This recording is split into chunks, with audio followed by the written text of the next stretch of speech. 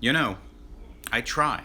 I try my best to slow down the clock, but somehow I've been unsuccessful.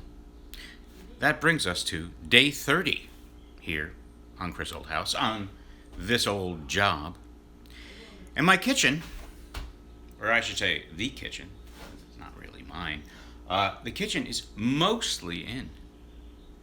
But now we come to something that I don't really enjoy, and that's called, well, I'll show you.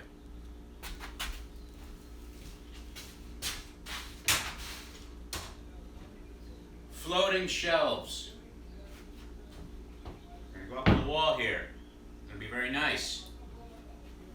Floating shelves are always quite a pain because you've got to find really solid studs and things to put them into, and everything's got to be nice and straight and flat so they don't go like this or like this or like that or like this. And these walls, as you might remember, have got all kinds of wackiness inside of them to construct and support what's there. So I'm actually referring back to my earlier videos to try to spot where my studs are. But I've got the first one laid out, and let me show you up close. Alrighty then. Since this wall is 38 inches wide, boom, and the end of the cabinet is over here, the ladies of the house have decided to center this on this wall, right about here. It's a little bouncy that way. That's not really a problem. I've put a level line across here, and I look back at my old videos to figure out where the heck my studs are. And I believe I know there's a stud here, and I think there's something right around here where I need there to be, and I think there's something right about here. But since this whole area is going to have, where is it? It's going to have a piece of wood on it like that, through which I can never find what I need when I need it here. Hold on. Stay right there. Don't move. Alright, so there's this kind of piece goes across the wall, and then there's these metal bracket dealies that go there to support the weight out here. But this metal bracket has got to go into a stud, so that's extremely important that I find one. I know there's one here. That doesn't help me much. I need something out here and something on this side.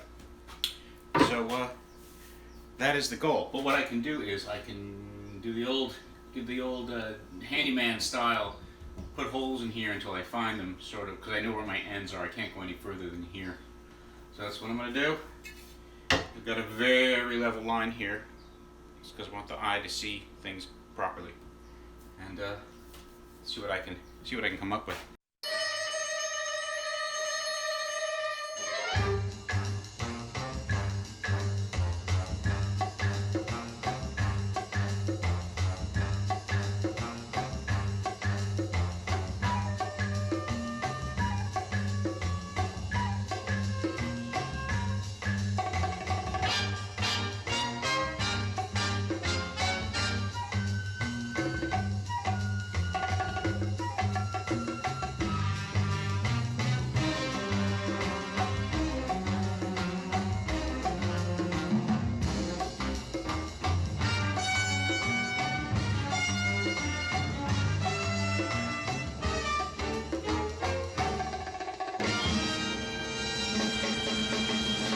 And so there they are, floating shells.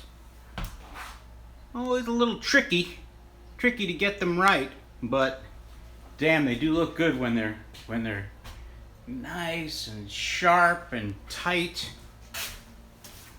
No bouncing around. You want them to be very firm and solid and level this way, and of course level this way. But they look damn good, if I do say so myself. And in between, the homeowner and I, Rick, went to Lowe's, brought back the microwave oven that had the giant dent in the back of it. Must have been dropped, that thing, and we had to order another one online, so that'll be here, hopefully tomorrow. The electricians are done, so my outlets, I just have to do the last hookups for my outlets for here and here, and the fridge.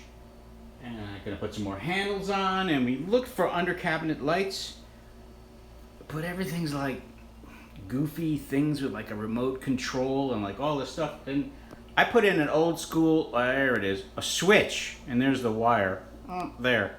So like you walk in, you go floop, and you turn on the lights underneath the cabinets. I don't want like ones you have to take out your phone and then choose a color, and then it changes color. Just under cabinet lights. So we're gonna keep looking for those. It is day 30, the end of day 30, and the kitchen, except for a couple little scraps and the countertop, but everything that I'm doing is in. It's trimmed. The holes are filled. Everything's done. So 6 weeks. It's been a great job. Very, very pleased with all of it. Proud of the work.